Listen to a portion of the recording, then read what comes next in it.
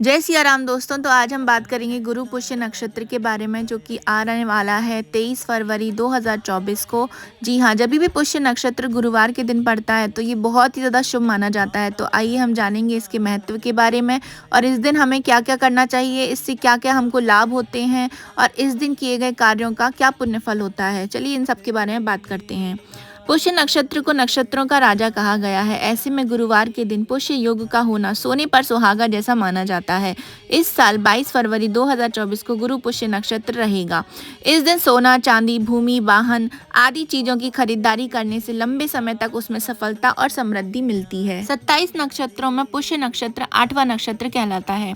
इस नक्षत्र के उदय होने पर शुभ कार्य करना बहुत ही शुभ माना जाता है। सभी नक्षत्रों में इसे सबसे अच्छा माना जाता है। पुष्य नक्षत्र के दौरान चंद्रमा कर्क राशि में स्थित होता है।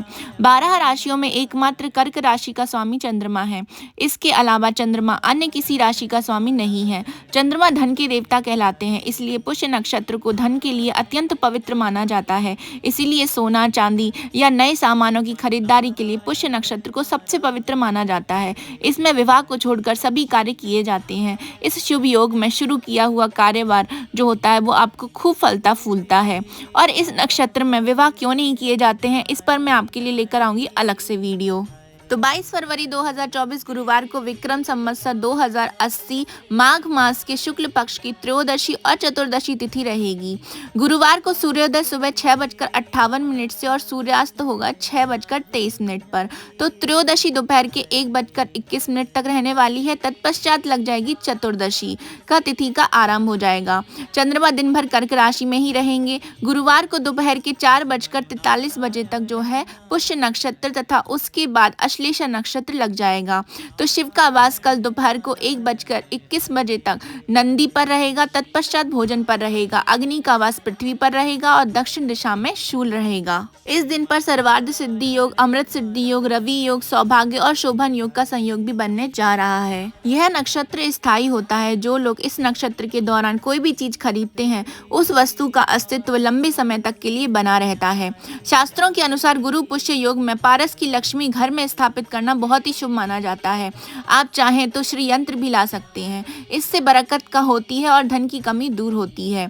गुरु पुष्य नक्षत्र पर गुरु बृहस्पति और शनि ग्रह का आधिपत्य रहता है। गुरु बृहस्पति का शुभ आशीर्वाद पाने के लिए उनसे संबंधित चीजें आप खरीद सकते हैं, जैसे कि पीतल के पात्र, पीले रंग के वस्त्र, सोने के आभूषण आदि। पुष्य नक्षत्र में मंत्र, दीक्षा, यज्ञ अनुष्ठान, उच्च शिक्षा ग्रहण करना, आध्यात्मिक ज्ञान प्राप्त करना, भूमि को लेना या देना या बेचना और वेद पाठ आरंभ करना श्रेष्ठ माना जाता है। पुष्य नक्षत्र के स्वामी शनि देवता और देवता बृहस्पति कहलाते हैं। पुष्य नक्षत्र को नक्षत्रों का राजा भी कहा जाता है। आज पुष्य नक्षत्र के साथ साथ गुरुवार यानी देव गुरु बृहस्पति का दिन भी कल रहने वाला है, जो धर्म और शुभ प्रभाव देने वाला है। ऐसा कोई भी कार्य हो जो आप चाहते हैं कि चिर स्थायी यानी कि लंबे समय तक बना रहे, तो उसके लिए आपको आज के दिन जरूर से वो कार्य करना चाहिए या उस कार्य की शुरुआत करनी चाहिए। लंबे समय तक चले, जैसे कि दान हो गया, जप, धर्म कार्य, निर्माण, वाहन आदि की खरीदारी, आभूषण यानी कि स्वर्ण लेना या सोना चांदी लेना, ये सब गुरु पुष्य नक्षत्र में लेना बहुत ही शुभ माना जाता है।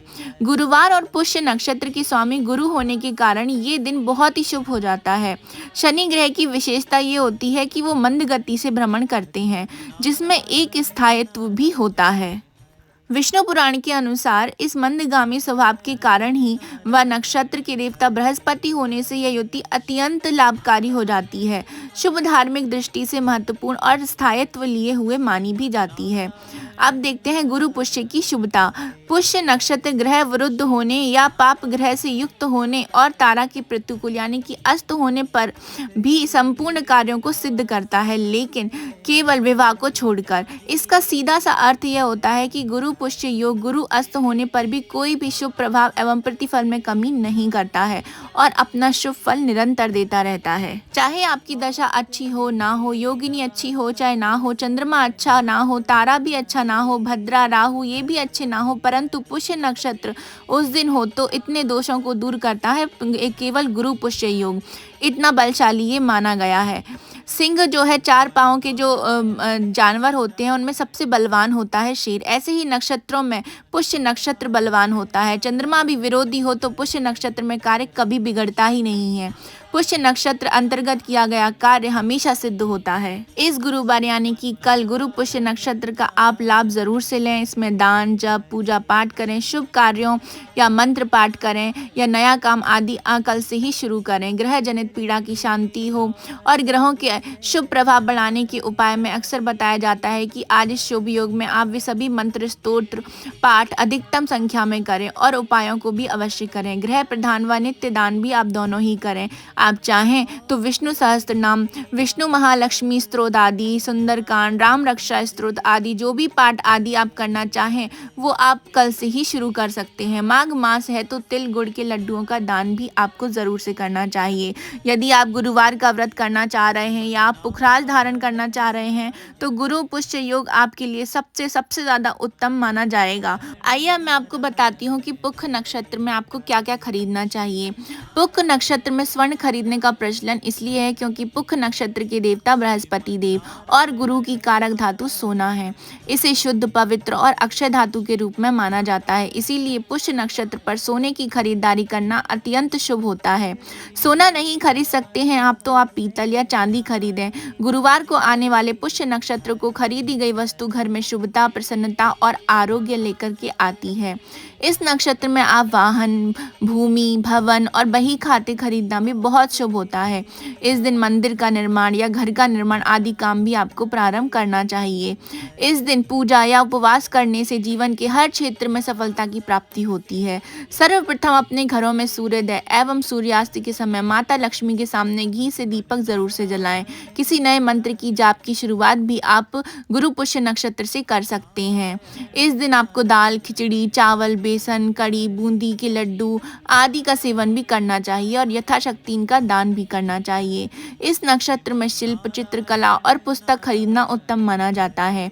इस दिन से नए कार्यों की शुरुआत करें, जैसे ज्ञान या विद्या आरंभ करना, कुछ नया सीखना, दुकान खोलना, लेखक हैं तो कुछ नया लिखना आदि भी आप शुरू कर सकते हैं। पुष्य नक्षत्र में दिव्य औषधियों को लेकर उनकी सिद्धि भी की जाती है। इस दिन यदि कुंडली में कोई विद्यमान दूषित ग्रहों के दुष्प्रभाव को संबंधित मंत्रों से भी घटाया जा सकता है। गंगा जल, पूजा की वस्तुएं, किचन का सामान, पीले रंग की वस्तुएं आप अपने घर पर लेकर के आ सकते हैं। सोने और चांदी के अलावा पीतल, कांसा, तांबा भी आप खरीद सकते हैं। आइए अब जानते हैं कि पुष्य नक्षत्र में हमें क्या कार्य नहीं करना चाहिए। मुहूर्त चिंतामणि नक्षत्र प्रकरण ग्रंथ के श्लोक 10 के अनुसार पुष्य, पुनर्वसु और रोहिणी इन 3 नक्षत्रों में सधवा स्त्री नए स्वर्ण आभूषण और नए वस्त्र धारण कभी ना करे। ऐसा लिखा है कि मतलब यह है कि इस दिन संभवतः स्वर्ण तो खरीदा जा सकता है लेकिन पहना नहीं जा सकता। विद्वानों का मानना है कि इस दिन विवाह नहीं करना चाहिए क्योंकि पुष्य नक्षत्र को ब्रह्मा जी का श्राप मिला हुआ है। इसीलिए यह नक्षत्र विवाह हेतु वर्जित माना जाता है। इस दिन वाद विवाद और अशुभ वचन बोलने से हमेशा बचना चाहिए। इस नक्षत्र का स्वामी शनि ग्रह है, अतः इस नक्षत्र के दौरान शनि के मंदे कार्य भी नहीं करना चाहिए, जैसे शराब पीना, ब्याज पर रुपए देना, झूठ बोलना, स्त्री का अपमान करना इत्यादि। पुष्य नक्षत्र को बहुत ही पवित्र और शुभ माना गया है, इसलिए इस नक्षत्र में किसी भी प्रकार के तामसिक या अपवित्र कार्य भी नहीं करना चाहिए।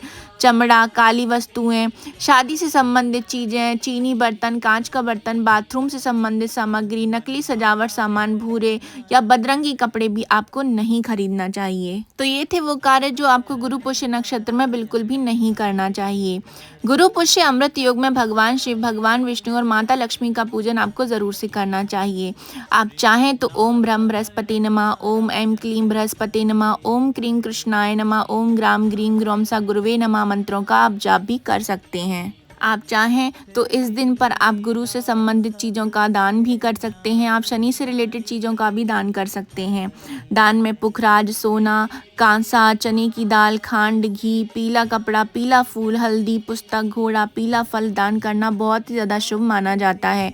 आप चाहें तो अगर यदि आप गुरुवार के व्रत शुरुआत करना चाहते हैं भगवान विष्णु के लिए या आप कोई भी व्रत की शुरुआत करना चाहते हैं तो गुरु पुष्य योग जो है वो बहुत ही ज़्यादा शुभ माना जाता है हर कार्य के लिए। गुरु पुष्य नक्षत्र के दिन छोटे बच्चों का उपनयन संस्कार या विद्याभ्यास के लिए गुरुकुल भी आप उनको भेज सकते हैं। गुरु पुष्य नक्षत्र के दिन भगवान विष्णु के साथ माता लक्ष्मी की पूजा और श्री यंत्र खरीदने से घर में सुख समृद्धि भी बढ़ती है और समृद्धि आती है। गुरु पुष्य नक्षत्र के दिन आप दक्षिणावर्ती शंख को अपनी दुकान में रखने से आपका व्यापार में बढ़ोतरी होती है। गुरु पुष्य नक्षत्र के दिन चांदी का एक चौकोर टुकड़ा खरीद कर लाने और उसकी पूजा करने से आपके घर का आर्थिक संकट भी दूर हो जाता है। तो ये थी कुछ जानकारी गुरु पुष्य अमृत योग के बारे में, गुरु पुष्य नक्षत्र के बारे में, इसके महत्व के बारे में। आप सबको ये जानकारी कैसे लगी कमेंट बॉक्स में ज़रूर से बताइएगा। तो हम मिलेंगे नेक्स्ट वीडियो के साथ में। तो जिन लोगों ने मेरा चैनल सब्सक्राइब नहीं किया है तो प्लीज़ मेरे चैनल को जल्दी से सब्सक्राइब कर दीजिए, लाइक कर दीजिए, ज़्यादा से ज़्यादा शेयर कर दीजिए। तो हम लेते हैं आपसे आज विदा। जय सिया राम।